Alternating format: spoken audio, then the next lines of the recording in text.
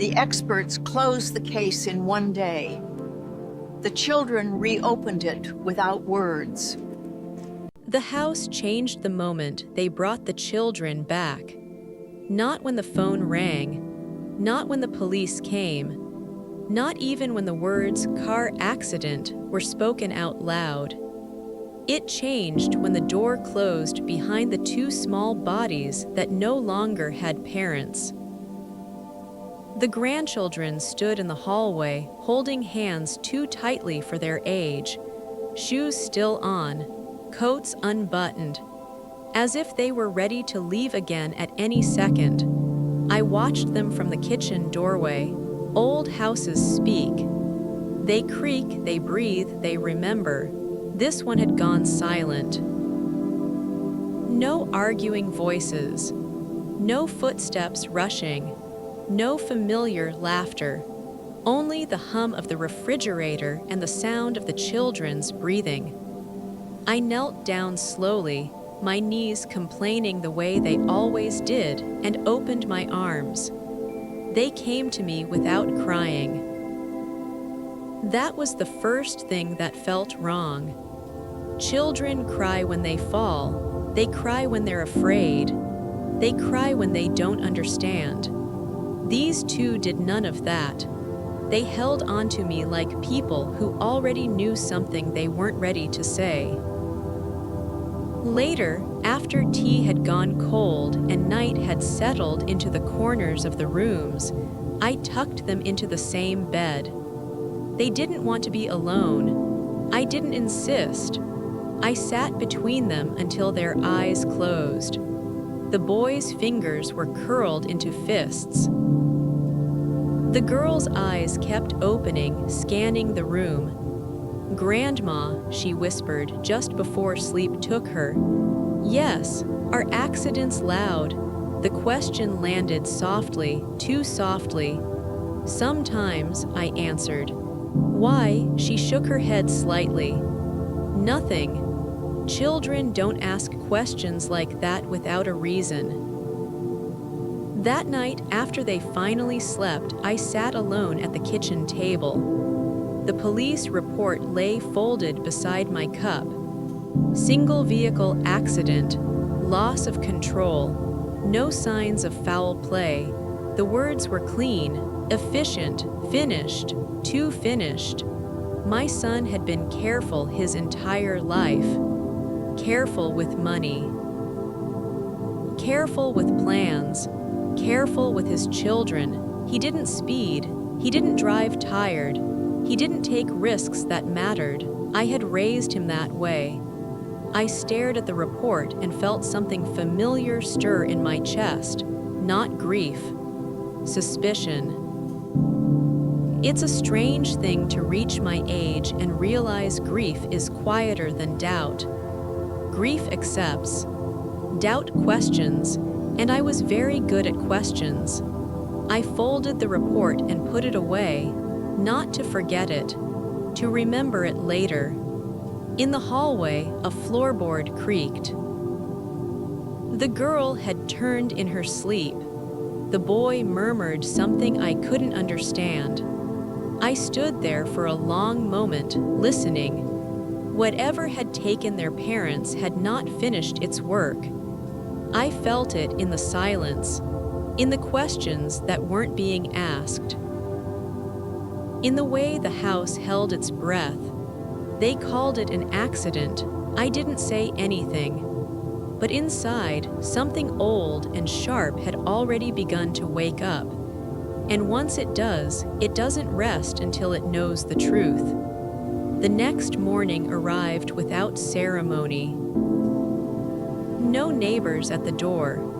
No phone calls asking how I was holding up. Only a quiet house and two children who woke up at the same time, as if sleep had been something they shared for safety. I made breakfast slowly. The kind of breakfast that gives hands something to do. Eggs, toast, warm milk. The boy ate without looking up. The girl watched me instead. "You don't have to go to school today," I told them. She nodded. He didn't answer. After they finished, I washed the dishes and laid the police report out again, this time on the kitchen table where the light was better. I read it carefully, not like someone looking for comfort, like someone looking for cracks. Time of accident, weather conditions, vehicle speed, everything was there. Everything was neat. I had lived long enough to know that life is rarely neat. They said the car left the road on a gentle curve, that my son overcorrected, that the vehicle rolled once before stopping. Once. That detail stayed with me. Cars don't roll once on a gentle curve unless something else is involved. I went to the drawer where I kept old things. Papers, receipts, notes written years ago for reasons I no longer remembered. I found my son's last service record, tire rotation, brake check, all recent. He had been planning a long trip. He wouldn't have neglected his car. The report mentioned no witnesses, no other vehicles. That was possible, but unlikely. Accidents don't happen in isolation. Someone always hears something, sees something, passes by seconds later. Someone always knows more than they say. The children were quiet all morning. Too quiet.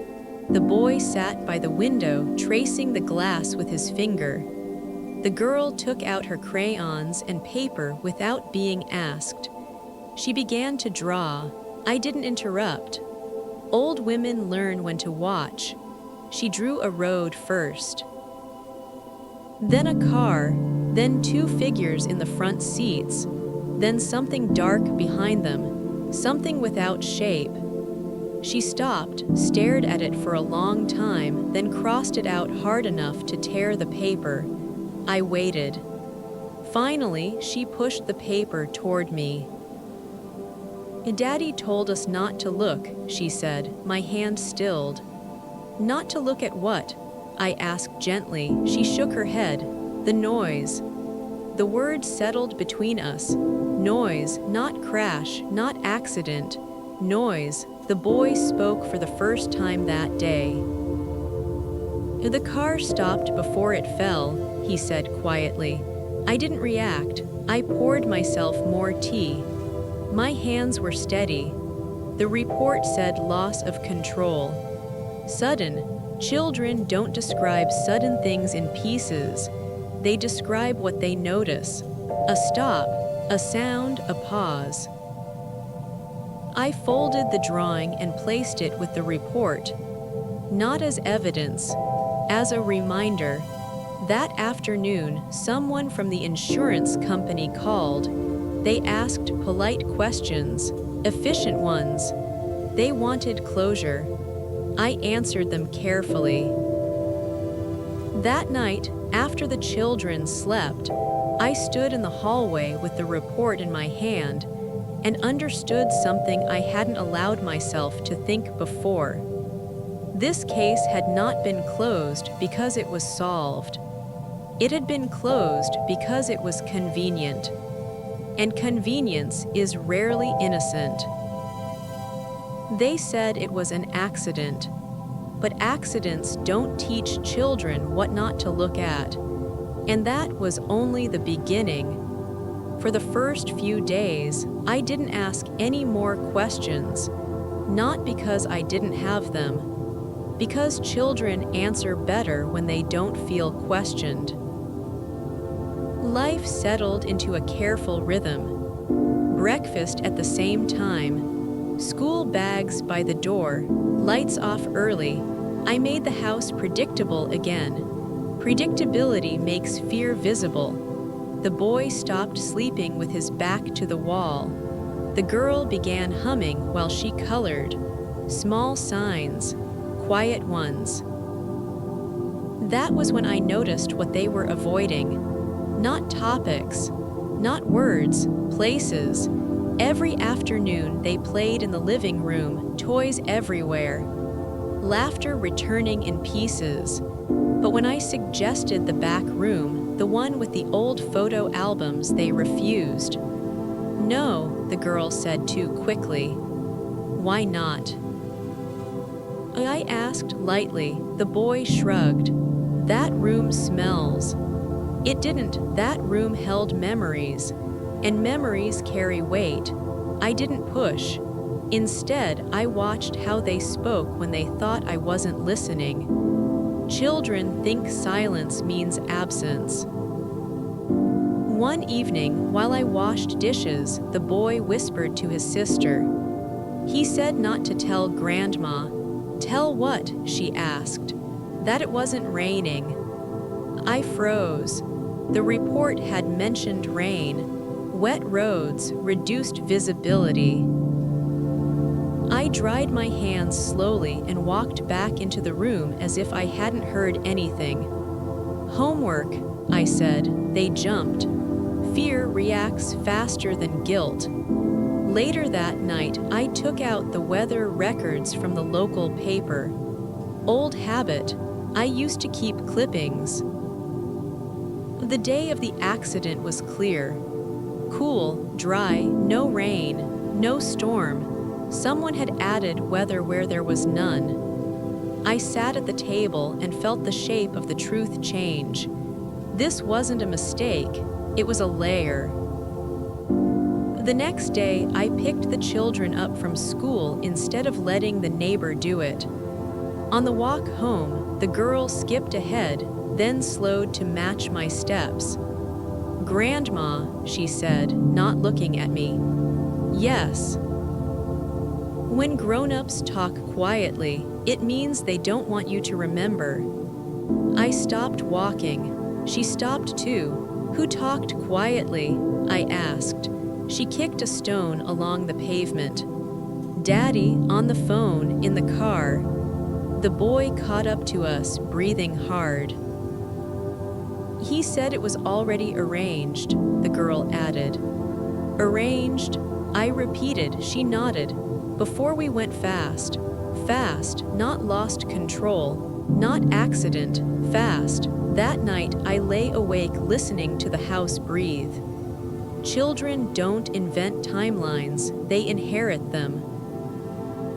Whatever happened on that road did not begin there. It had been planned earlier, spoken softly, decided where children could hear it without understanding, except they had understood enough. Enough to avoid rooms, enough to draw shadows, enough to remember what the report forgot. I didn't feel fear then. I felt responsibility, because when children carry truths they can't hold, someone has to take them gently and finish the work. And I was the only one left who could. The accident was starting to fall apart, quietly, just the way it had been built. I stopped reading reports after that. Paper can lie politely. Children don't bother. Instead, I began listening, not just to what they said, but to when they said it. Fear has timing. It speaks at night. It slips out during play. It hides inside ordinary words. That evening, as I folded laundry in the living room, the boy was building something from blocks on the floor. Towers, roads, a bridge. He worked carefully, correcting himself when pieces didn't align. His sister watched. "Don't put it there," she said suddenly. "Why?" he asked. That's where the sound came from. I didn't look up. I kept folding. "What sound?" the boy asked. She hesitated, long enough to regret speaking. "The bad one," she said. "The one that didn't belong." Children are precise when adults are. The boy frowned and pushed a block across the floor. "It wasn't loud at first," he said. "It was like when something scrapes." "Scrapes?" Metal remembers that sound. I placed the folded clothes down and joined them on the floor slowly so I wouldn't startle anything loose. "Show me," I said. They exchanged a look. The girl took 2 blocks and pressed them together, sliding one against the other. That sound, soft, sharp, wrong. "Then Daddy stopped the car," she added quickly. "He told us to stay quiet."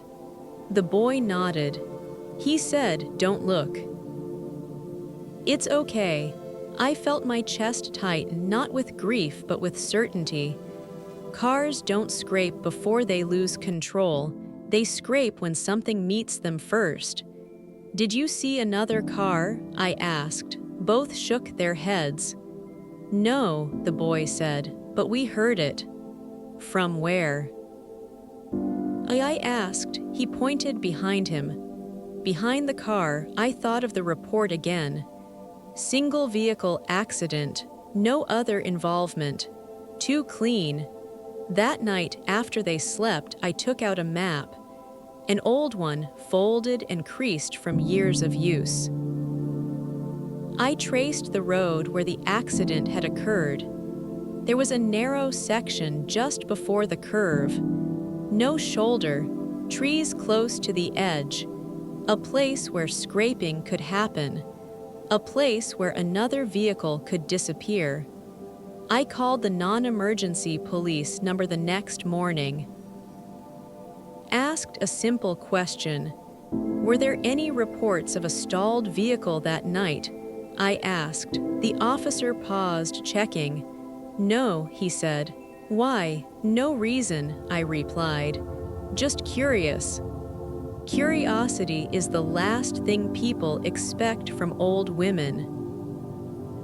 I hung up and wrote one sentence in my notebook. The sound came before the fall. That sentence changed everything, because accidents announce themselves loudly. This one whispered first, and whispers usually mean someone was close enough to speak. I looked at the children playing quietly on the floor and understood the truth I had been circling since the day they came home. They hadn't survived an accident. They had survived the moment before one, and someone else had been there to make sure it happened. The sound didn't belong to the road. It belonged to another presence, and I was done pretending not to hear it. I didn't tell the children what I was thinking, not because they wouldn't understand, because children should never feel responsible for truths that belong to adults. So I turned my attention to the only voice that could no longer speak for itself. My son. People soften the dead. They turn them into summaries. Good father, careful man, loving husband. I remembered details instead. My son never drove fast when others were in the car. Not his wife, not his children, not me. He adjusted mirrors before starting the engine. He checked the road twice before passing. When rain fell, he slowed earlier than necessary. I used to tease him for it. "You drive like you're carrying glass," I once said. He smiled and answered, "I am." That sentence stayed with me. The report said excessive speed for the curve. I knew that was wrong, not emotionally, practically. That curve wasn't sharp enough to surprise him. He had driven it before, many times. It led toward a place they visited often. Familiar roads don't catch careful drivers unaware. I went to the drawer where I kept old things, not memories, evidence of habits, receipts, notes, small routines frozen in paper. I found the last service record of his car, tires checked, brakes serviced. The steering alignment corrected 2 weeks before the accident. A man who plans for safety does not suddenly forget it.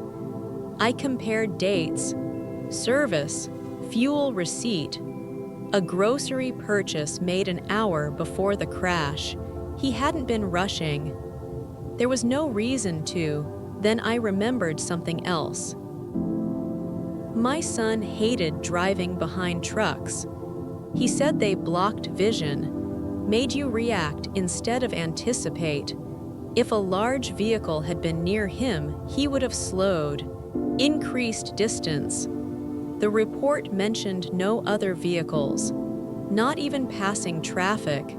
That omission mattered.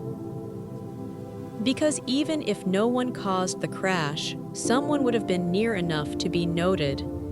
Tire marks, reflections, witnesses who saw headlights. There was nothing. Silence had been written into the story. That afternoon, I visited the place where they said it happened.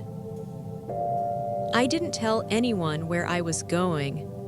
I stood at the edge of the road, leaning on my cane, watching cars approach the curve. One by one, they slowed. Every single driver adjusted their wheel well before reaching the bend. The curve did not demand panic. It demanded attention. I walked closer to the trees and noticed something small. Scratches on the bark. Low, horizontal, too even to be branches. Metal leaves marks. I knelt down slowly and touched the bark. The scrape was old, but not weathered enough to be forgotten. Something had come close to the edge. Too close. I stood there for a long time, listening to passing engines, watching drivers react naturally to the road. None of them lost control. None of them rolled. None of them vanished into silence. When I returned home, the children were doing homework at the table. The boy looked up when he heard me enter. "Grandma," he asked quietly, "are you mad at Daddy?" I shook my head. "No," I said, "I'm listening to him." That night, as the house settled again into sleep, I wrote another sentence in my notebook. My son did not cause this. I underlined it once, then twice. Because if he hadn't caused it, that meant someone else had been close enough to make a careful man fail. And accidents don't need company, but plans do. Their report mentioned the children's car seats, the airbags, the windshield. The engine block. It mentioned everything that could be measured. It did not mention the phone. That absence stayed with me longer than any detail they had included.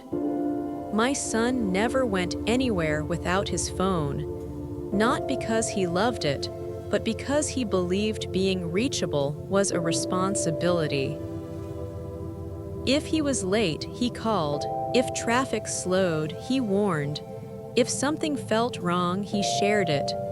The children confirmed it without knowing why it mattered. "He always put it here," the boy said, tapping the cup holder in the back seat with his pencil. "Right there." I nodded. The report said the phone was not recovered, not destroyed, not damaged beyond recognition, not found. Cars roll, glass breaks, metal bends. Phones survive. I went back to the kitchen table and unfolded the report again. I read the sentence carefully. Personal items not located at the scene. Items, plural, yet only one item was ever mentioned when people spoke out loud. The phone. I called the officer listed on the report, not with accusation, with confusion. "I'm organizing my son's belongings," I said. "I can't find his phone. Was it logged?" There was a pause. "I don't believe so," he said. "Was it damaged?" Another pause. "I don't have that information." Was it ringing when responders arrived? I asked gently. Silence. I'd have to check, he said finally. He didn't call back. That told me enough. I thought about the children again. About the moment just before the sound, just before the scrape, just before the stop. Daddy was talking, the girl had said earlier that week, playing with the edge of a book. Then he stopped. Talking, not to them. I waited until bedtime when thoughts loosen their grip. Who was Daddy talking to? I asked casually as I tucked them in. The boy shrugged. I don't know, he said. He said a name. What name? He frowned, thought hard. Uncle, he said, but not uncle. The girl's eyes opened. He said it quiet, she added, like when grown-ups don't want kids to hear. I sat very still. My son had no brother, no uncle who needed quiet calls. The only people he ever spoke to carefully were people he didn't trust completely.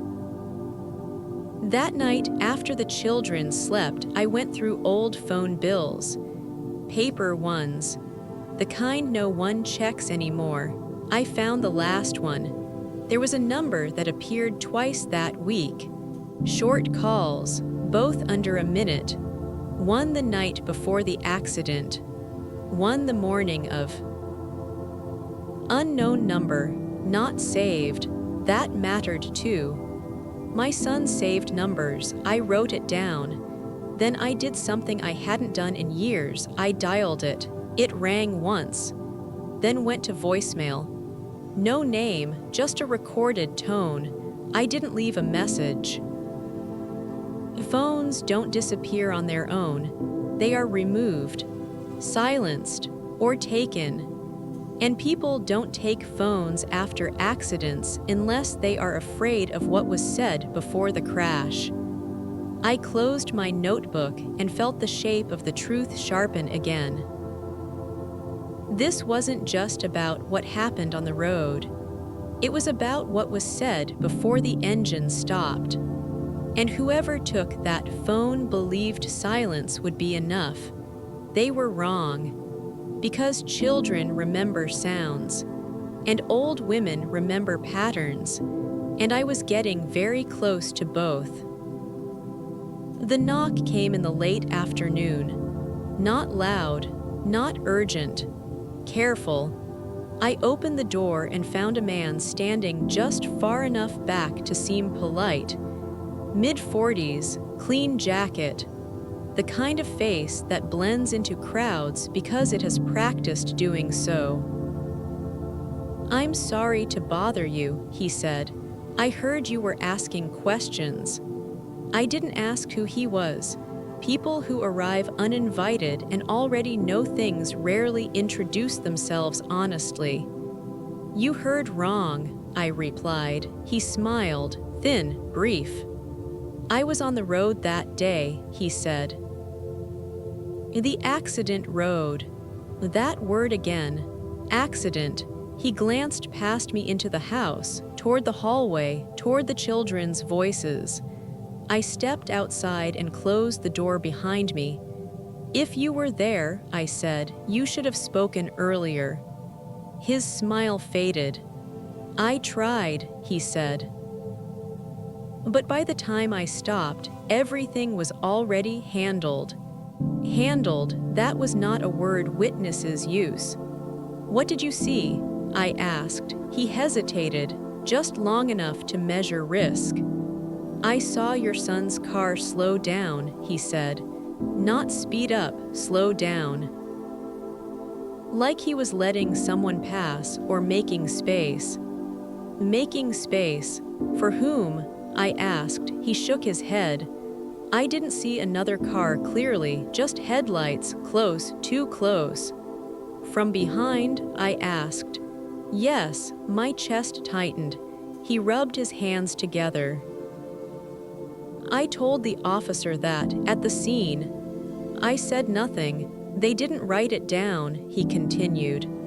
They said it was confusion, shock. Shock excuses silence.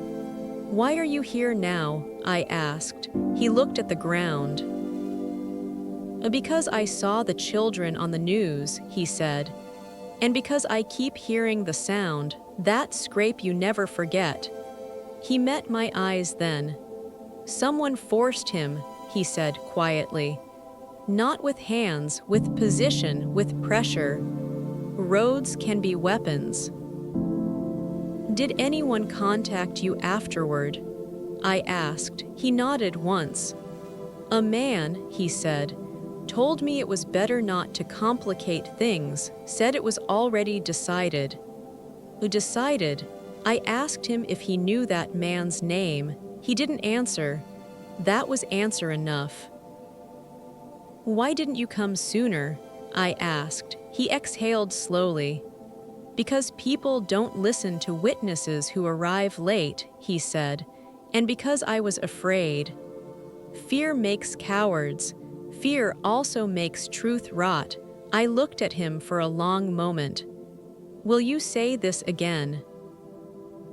I asked, if asked officially. He swallowed. "Yes," he said, "this time." I believed him, not because he was brave, because guilt had finally outweighed fear. He left without another word. That evening, the children were quieter than usual. The girl drew again. This time, she didn't cross anything out. She drew 2 cars, one close behind the other. I placed the drawing in my folder and added a new line to my notebook. "A witness exists," then another. Someone spoke to him, then one more. The accident was guided. I didn't feel relief. I felt direction, because now the truth had shape. It had sound. It had distance. It had a man who came too late, and the next step was clear. If someone had decided the outcome before the crash, then someone had power over the story after it, and I intended to take that power away. Quietly. After the man left, I did nothing for 2 days. Not because there was nothing to do, because pressure reveals itself when it thinks it is no longer watched. I kept our routine unchanged. School, dinner, homework, lights out. Children speak when life feels normal again. On the 3rd evening, the boy dropped his spoon at dinner. The sound was sharp against the plate. He flinched before it even finished echoing. "It's okay," I said calmly, picking it up. "Just noise." He nodded, but his shoulders stayed tight. Noise. That word had returned too many times to be coincidence. Later, as I brushed the girl's hair before bed, she watched our reflection in the mirror. "Grandma," she asked softly, "do grown-ups lie to keep kids safe?" I didn't answer right away. "Sometimes," I said carefully. "Sometimes they lie to keep themselves safe." She thought about that. "Daddy told Mommy not to answer," she said. "He said it twice." "Answer what?" I asked. "The phone," she replied.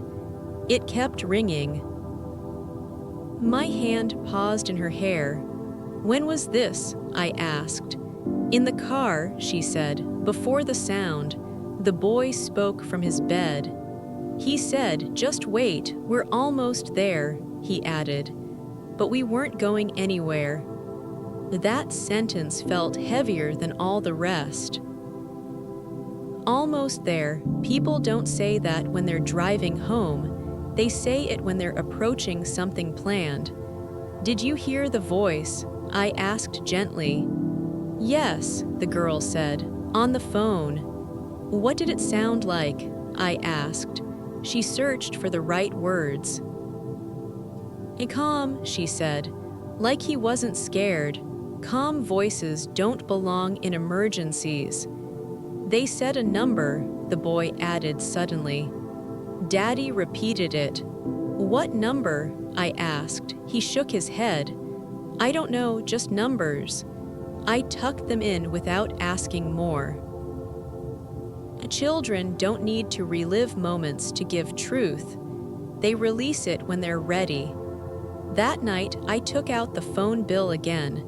The unknown number, the short calls. I tried dialing it once more. This time it rang longer. Then someone answered. No greeting, just breathing. "I know who you are," I said calmly. The line went silent.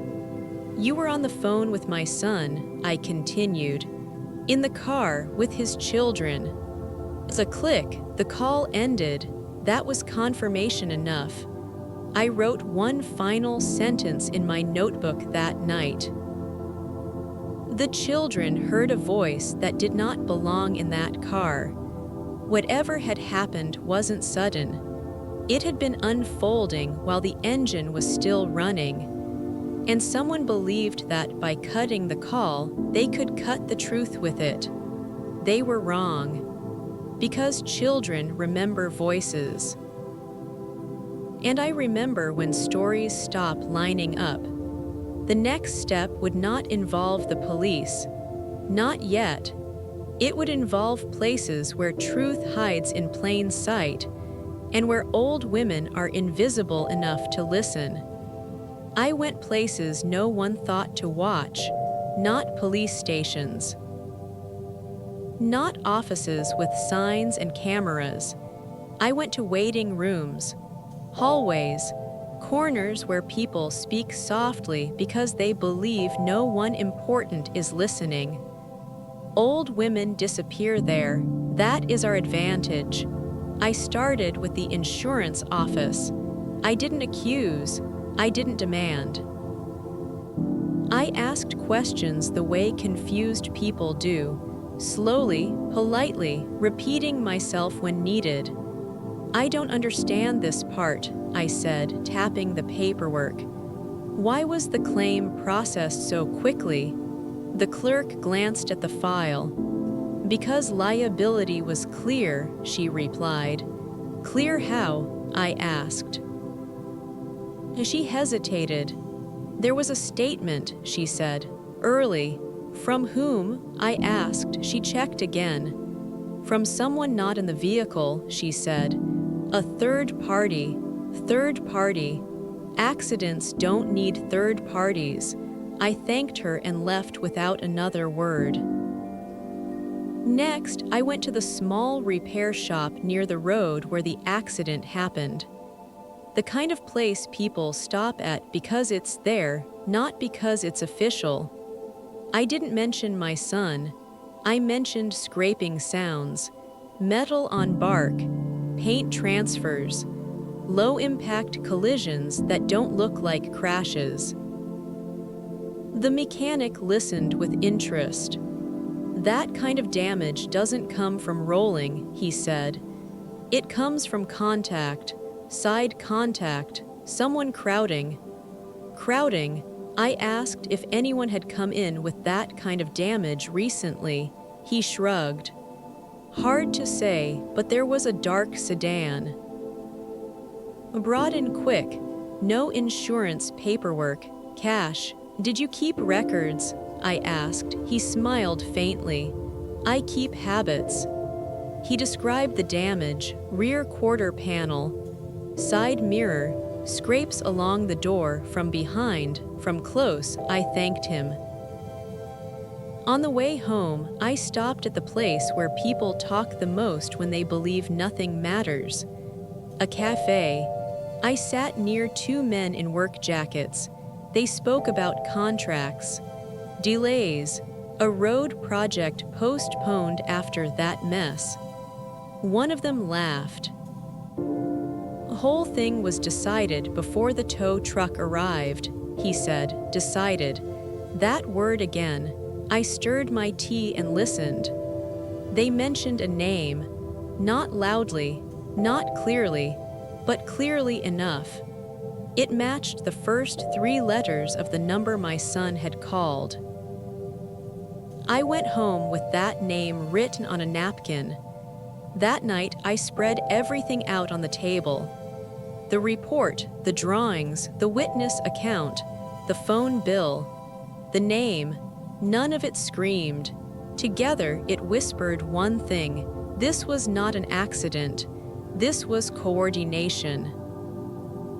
Silence where there should have been confusion. Speed where there should have been process. Calm voices where there should have been panic.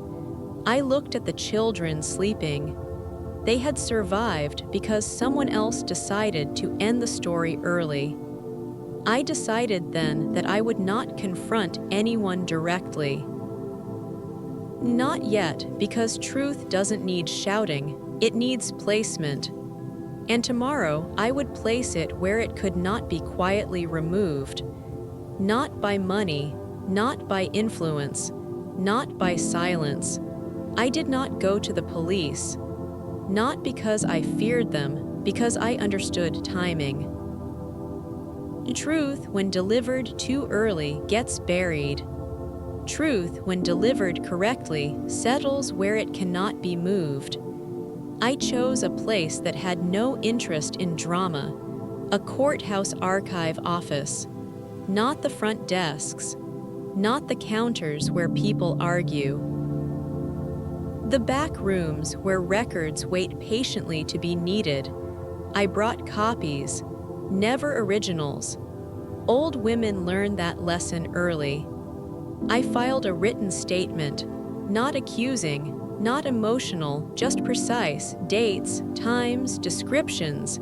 I attached the children's drawings, the witness account, a note about the missing phone. The name I had written on a napkin, I asked for it to be added to the case file. Why? The clerk asked gently. Because it belongs there, I replied. She didn't argue. People rarely argue with certainty spoken quietly. Next, I visited a school counselor, not to alarm. To protect. I explained that the children had witnessed something traumatic and might be questioned someday. I asked that their words be documented carefully, without pressure, without leading questions. She listened closely. These aren't accident behaviors, she said after reading my notes. No, I agreed. They're memory behaviors. Then I did something most people would never think to do. I mailed copies, not to the press, to institutions, a regional safety board, an independent review committee, a legal aid organization that specialized in transportation incidents. I didn't ask for action, I asked for acknowledgement. That matters. Because once something is acknowledged, it exists beyond denial. Days passed, no sirens, no headlines. Then small changes began. The insurance company requested clarification. The police asked for the witnesses' contact information again. The case file was reopened for review. Review is a quiet word, but it changes direction. The man who had come too late called me. They asked me to repeat my statement, he said. Officially, tell the truth, I replied, slowly. I will, he said. That night my phone rang, an unfamiliar number. I answered. There was silence on the other end, breathing. Then a voice. You're making this difficult, the voice said. I smiled. No, I replied. I'm making it accurate. The line went dead. I didn't feel fear. I felt something else. Confirmation. When people call to stop you, it means you're already past the point where stopping helps. I looked at the children asleep on the couch, tangled in blankets, breathing evenly. This wasn't about punishment anymore. It was about ownership of the truth, and I had placed it where it would grow roots. Tomorrow, people would start asking questions they could not unask. And when that happens, stories don't collapse, they unfold. The pressure didn't arrive loudly. It never does. It came in the form of hesitation. Appointments that were suddenly postponed. Phone calls that ended too quickly. People choosing their words with care. That is how you know something has moved. The review became an inquiry. The inquiry became a series of questions no one wanted to answer first. The police returned, not in uniforms this time, but in plain clothes. They sat at my kitchen table and spoke carefully, as if the room itself might remember their words. They asked about the witness again, about the phone, about the children. I answered once. Clearly, the same way every time.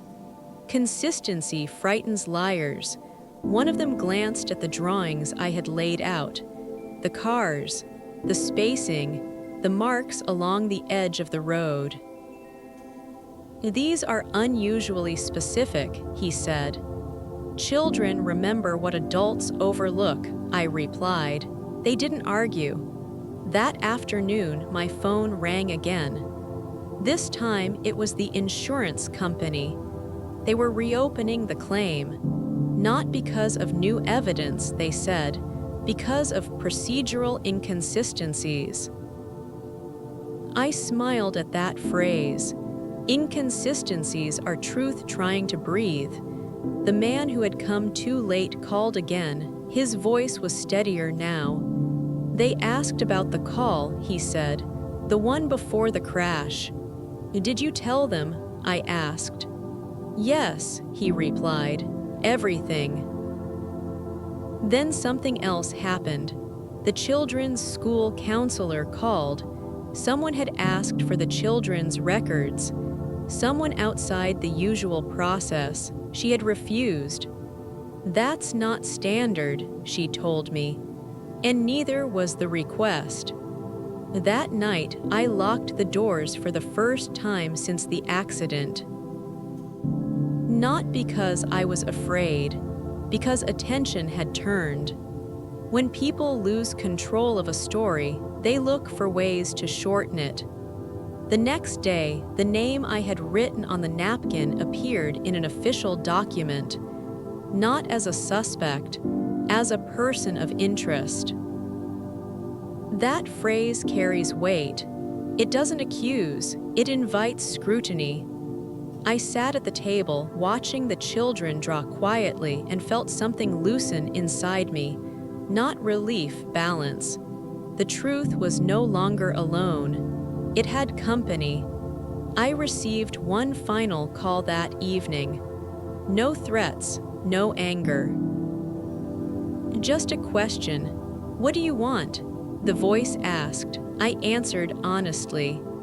I want my grandchildren to grow up in a world where silence doesn't rewrite what they saw. The call ended. No response. That was fine.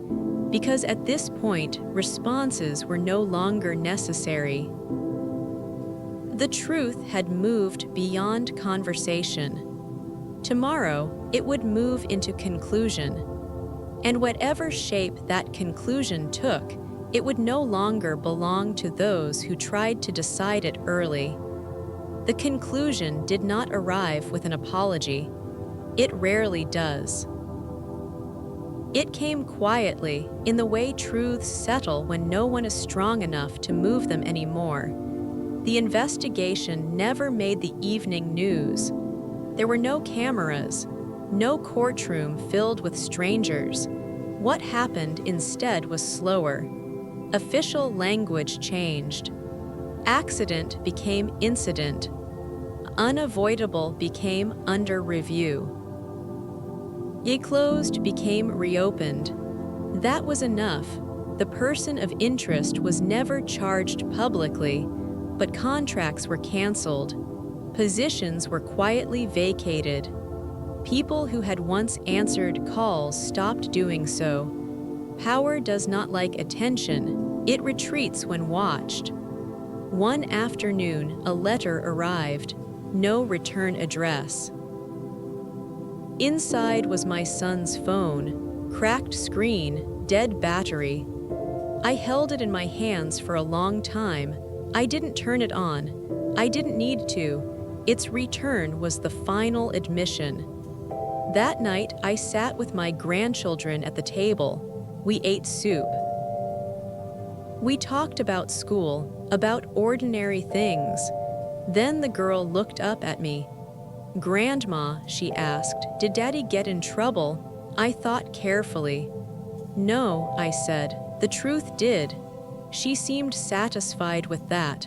Children don't need revenge, they need clarity.